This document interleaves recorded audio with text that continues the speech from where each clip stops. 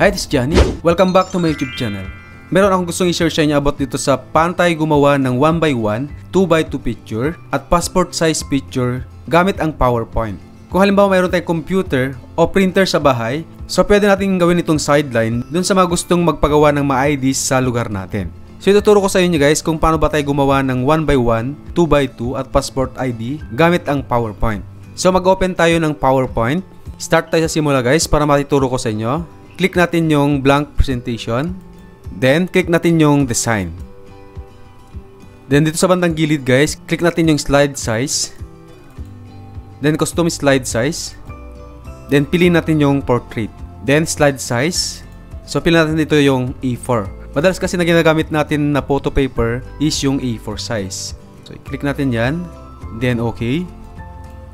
Then, ensure fit. Click natin. Ayan, so nakaset up na yung design natin sa slide. So, delete lang natin yan guys. Then, mag-insert tayo ng picture na ikakat natin. So, insert, picture. Ayan, so since sa akin guys, nakasave na dun sa computer ko. Then, hanap tayo ng picture. Example guys, gagamitin mo natin yung picture ni Jericho Rosales. So, medyo malaki yung picture guys. So, kailangan natin siya ikakrop. Para makrop natin to, i-double click natin yung picture. Then, dito sa bandang taas, ayan, click natin yung arrow, yung sa crop. Then, aspect ratio, piliin natin yung 1:1, yung square. Then, ikakrop natin kung saan yung gusto natin na i-crop para dun sa gagawin natin na ID.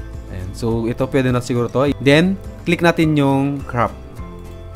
Ayan, so, nakrop na siya. So, meron na tayong ID. Para hindi tayo mahirapan na mag-cut dito guys, kasi white yung background niya. So, i-click natin yan. Then, punta tayo dito sa picture format. Then, picture border. So, i-click natin yan. Lagyan natin siya ng border na black. Yan. So, mayroon na siyang border na black. So, ngayon naman guys, gagawa tayo ng 2x2 ID. So, i-double click natin ng picture. Then, dito sa size. So, sa akin guys, na-change na ito ng inches. So, madalas kasi guys, yung ating PowerPoint is naka-default siya ng centimeter. Kung naka-default ng centimeter yan guys, yung PowerPoint nyo, meron akong video tutorial kung paano natin siya babaguhin yung centimeter to inches para mas madali nating masukat yung picture na gagawin natin. Ilalagay ko yung link dito sa description ng video yung paano natin palitan yung centimeter to inches. So para ma-unlock natin yung ratio guys, kasi ang naka-ratio kasi dito is 1:1. So, click natin yan, yung size. Then, i-unlock natin tong aspect ratio. Yan, para hindi siya mag-automatic na i-1:1 niya, i-square niya.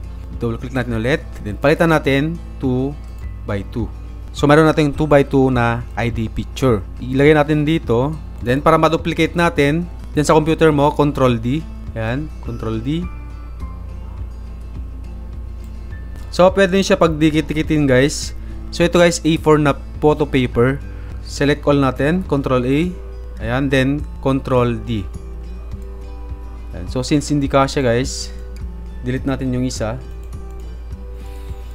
So, tatlo lang yung kakasya dito sa bandang taas. Ayan, para makagawa tayo ng maraming 2x2, i-select all natin. Then, Ctrl D.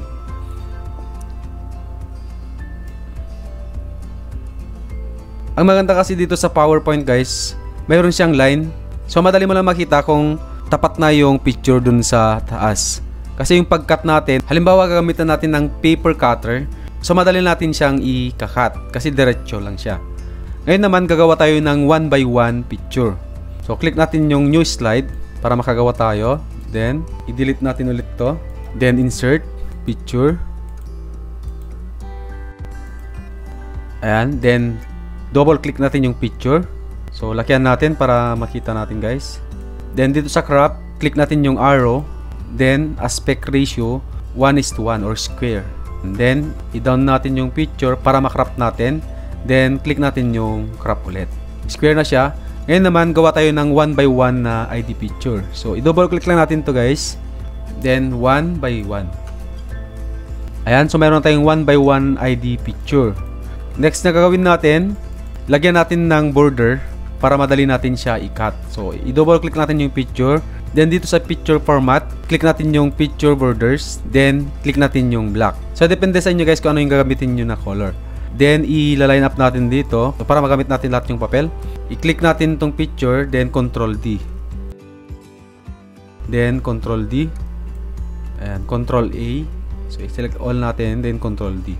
Para makagawa tayo ng maraming picture. Ayan. So, kailangan pa na yan. Isa, Control D. Ayan. Control A, then Control D. Control D, Control D. Ayan. So, ganun lang siya kabilis, guys. Gusto natin siyang i-light. Double-click natin, then punta tayo dito sa Correction. Then, i-light natin siya. Ayan. So, naka-light na. Yung kulay, pwede rin baguhin. Kung gusto niya mas yung kulay niya. Ayan. So, mas light yung kulay. So, pwede nyo siya edit dito, guys. Yung color. Ngayon naman, guys, gagawa tayo ng passport ID picture. So, mag-create ako ulit ng another slide para mapakita ko sa inyo. So, dito sa ratio kasi, wala tayong pagpipilian ng passport ID size. So, gagawin natin para makapag-create tayo ng passport size. Click natin yung insert, then shapes, then insert tayo ng rectangle. So, insert tayo dito ng rectangle. Then, ngayon guys, dito natin isusukatin yung sukat ng passport ID. So, ang sukat kasi ng passport ID is 1.8 by 1.4. So, i-double click natin to. Dito natin sa susukatan.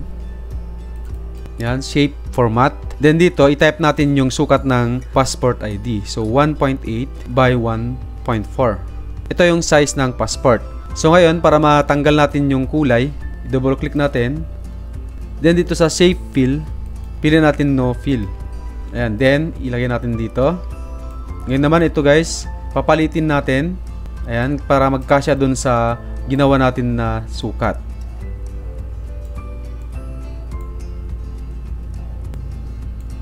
Then select all. Then shape format. Then hanapin natin yung merge shapes. So ito siya guys. Then piliin natin yung intersect. And so meron na tayong passport ID size. Para malagyan natin ng border, double click natin, then click natin yung picture border, then pili natin yung black.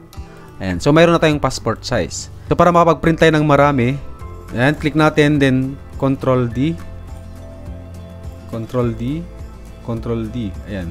So pwede natin siya i-adjust para magkasya doon. Control A, then Control D. So i-print natin tong 2x2 ID picture.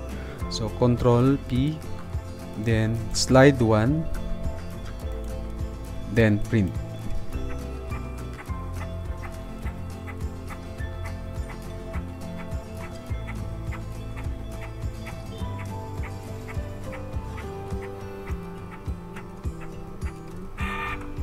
Then, print natin ulit tong 1 by 1. Control P, slide 2, then print. Start print. So, ginamit natin dito guys yung bond paper. So, para mapakita ko lang sa inyo yung example.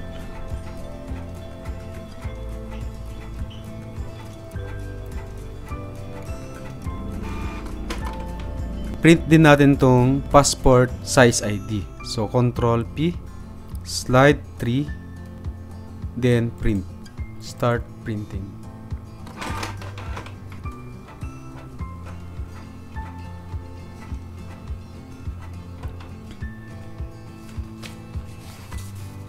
So, ito mayroon na tayong mga IDs na print. Ayun siya guys, ganun lang yung pag-print ng 1x1, 2x2, and passport size ID picture gamit ang PowerPoint. So, dito sa print guys, wag nyo na siyang i-high. Kasi yung ginagawa kasi ng iba, so ina-high nila. So, gagawin lang natin guys, standard. Yan, standard lang yan. Kasi pag high kasi, possible na magbabago yung kulay ng picture. So, ginagawa ko na lang kasi guys, ginagawa ko siyang standard. Then dito, wag natin kalimutan kung halimbawa yung gamit natin is photo paper. So, wag natin kalimutan na i-set dito yung photo paper. So, kung halimbawa ang bili natin is yung photo paper glossy. So, pili natin tong yan, photo paper glossy. Then dito naman sa printer paper size. So, wag natin kalimutan na ilagay yung A4. Ayan. Then, okay natin. Saka natin siya ipiprint. Para dun sa size na ginawa natin dito na A4, same lang din dun sa gagamitin natin na photo paper. Ayun guys, I hope na nasundan nyo yung video tutorial ko. At kung may mga katanungan kayo guys, pwede nyo i-comment below para masagot natin.